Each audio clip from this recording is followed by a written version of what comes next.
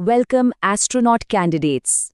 आज की इस बेहद क्रिटिकल हैजर्ड असेसमेंट ब्रीफिंग में आप सभी का स्वागत है। आज हम मंगल ग्रह पर जाने वाले हमारे आगामी मिशन की ज़मीनी हकीकत या कहें ऑपरेशनल रियलिटी को डिकोड करने वाले हैं। तो चलिए बिना किसी देरी के सीधे काम की बात पर आते हैं। अगर हम स्पेस एक्सप्लोरेशन के इतिहास को देखें ना, तो प्रोग्रेस की स्पीड सच में हैरान करने वाली रही है। 1961 में पहली बार किसी इंसान ने अंतरिक्ष में कदम रखा था और उसके महज 8 साल बाद 1969 में हमने सीधा चांद पर लैंडिंग कर दी। मतलब बहुत ही तेज प्रोग्रेस। लेकिन चांद के बाद वो जो अगली सबसे बड़ी छलांग है ना, यानी मंगल ग्रह पर जाना, वो इतने दशकों बाद भी सिर्फ एक सपना ही है। आखिर क्यों? इसी सवाल का जवाब देने के लिए हम आज के इस असेसमेंट को 6 मुख्य ऑपरेशनल फेज में बांट रहे हैं। हम मिशन के ऑब्जेक्टिव से शुरुआत करेंगे, फिर समझेंगे कि मंगल ग्रह को ही क्यों चुना गया, और उसके बाद उन 3 सबसे बड़े खतरों का एनालिसिस करेंगे जो इस मिशन को इंसान की सहन शक्ति का सबसे बड़ा टेस्ट बनाते हैं। और अंत में देखेंगे कि एक्सप्लोरेशन का फ्यूचर क्या है। तो इनिशिएट करते हैं हमारा पहला फेज, मिशन का ऑब्जेक्टिव। देखिए, सबसे बुनियादी सवाल ये है कि आखिर हमें अपनी सुंदर सी पृथ्वी छोड़ने की जरूरत ही क्या है? इसका सीधा सा जवाब है सर्वाइवल। हमारा प्राइमरी ऑब्जेक्टिव इंसान को एक मल्टीप्लैनेटरी स्पीशीज बनाना है। मल्टीप्लैनेटरी स्पीशीज का मतलब एक ऐसी सभ्यता जो सिर्फ किसी एक ग्रह के भरोसे न बैठी हो, क्योंकि सच ये है कि पृथ्वी पर कभी भी कोई बड़ा एस्टेरॉयड गिर सकता है या न्यूक्लियर वॉर जैसी तबाही आ सकती है। ऐसे में अपने वजूद को बचाने के लिए दूसरी दुनिया बसाना कोई लग्जरी नहीं है, ये सर्वाइवल के लिए एक सख्त जरूरत है। अब आगे बढ़ते हैं फेज 2 की ओर, रहने योग्य ग्रह की तलाश। अब सवाल ये है कि इस विशाल सोलर सिस्टम में मंगल ग्रह को ही हमारा टारगेट क्यों चुना गया? खैर, एक सिंपल एलिमिनेशन प्रोसेस से बाकी ग्रह तो तुरंत ही लिस्ट से बाहर हो जाते हैं। बृहस्पति, शनि, अरुण और वरुण जैसे गैस जायंट्स को ही ले लीजिए। वहां कोई ठोस सतह ही नहीं है जहां हमारे रॉकेट लैंड कर सकें, और वो बहुत दूर भी हैं। दूसरी तरफ बुध और शुक्र जैसे इनर प्लैनेट्स सूरज के इतने करीब हैं कि वहां की जानलेवा गर्मी और रेडिएशन में इंसान पल भर में जलकर राख हो जाएगा। इन सब को हटाने के बाद मंगल ग्रह ही हमारा इकलौता ऐसा कैंडिडेट बचता है जिसके हालात पृथ्वी से काफी मिलते जुलते हैं। वहां एक दिन 24 घंटे और 37 मिनट का होता है, बिल्कुल हमारी पृथ्वी जैसा, है ना? वहां एक ठोस जमीन है जिस पर हम अपने बेस बना सकते हैं। सबसे बड़ी बात, वहां बर्फ के रूप में पानी मौजूद है। इसके अलावा वहां पृथ्वी की तरह मौसम बदलते हैं और हमारे पास पुराने रोवर मिशनों का इतना सारा डेटा है जो हमें वहां सरवाइव करने में मदद करेगा। लेकिन कहानी इतनी आसान नहीं है। अब असल डरावनी बातें शुरू होती हैं।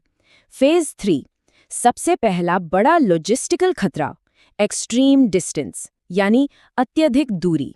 इस दूरी का भयानक सच कुछ ऐसा है, चांद जहां हम पहले जा चुके हैं वो पृथ्वी से करीब 3,84,000 किलोमीटर दूर है।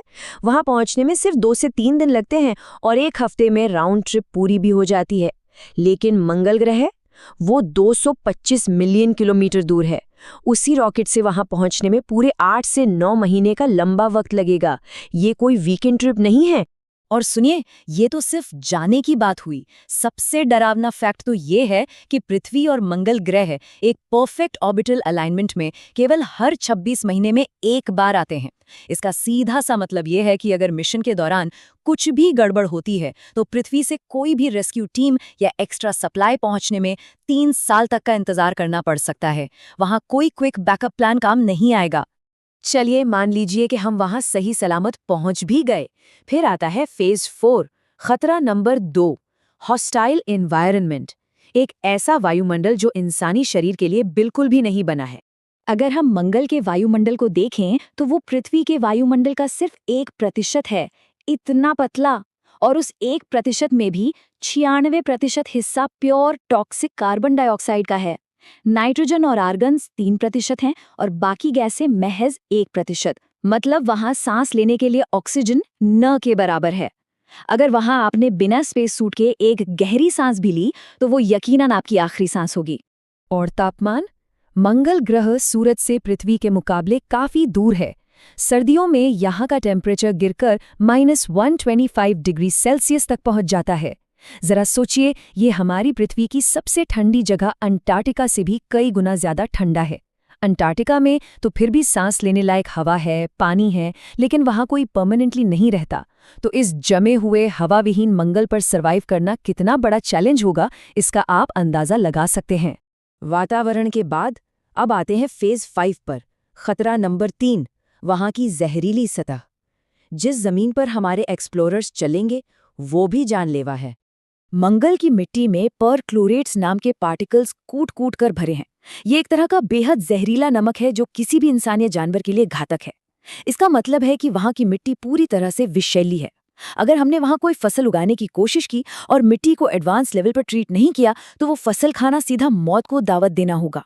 और अगर मिट्टी से बच गए तो ऊपर से आने वाला खतरा तैयार है, रेडिएशन। मंगल पर कोई मोटा वायुमंडल या हमारी पृथ्वी जैसी मैग्नेटिक फील्ड नहीं है जो उसे बचा सके।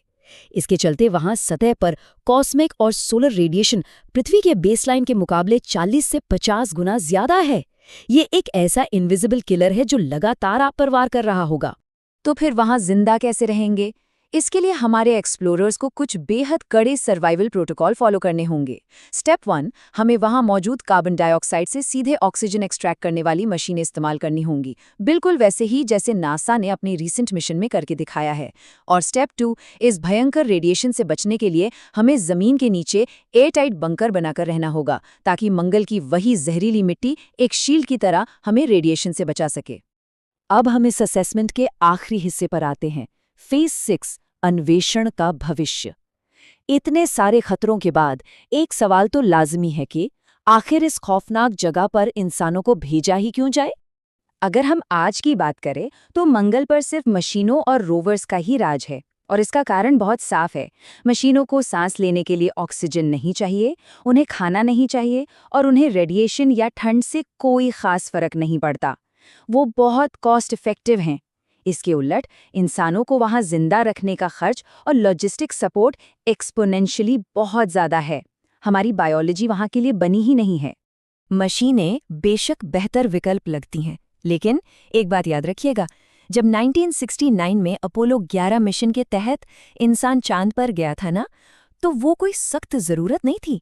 लेकिन इंसान फिर भी वहां गया, क्योंकि अज्ञात की ओर बढ़ना, नई दुनिया खोजना, ये सिर्फ ज़रूरत से तय नहीं होता, ये इंसानी फितरत है अपनी सीमाओं को चुनौती देने की।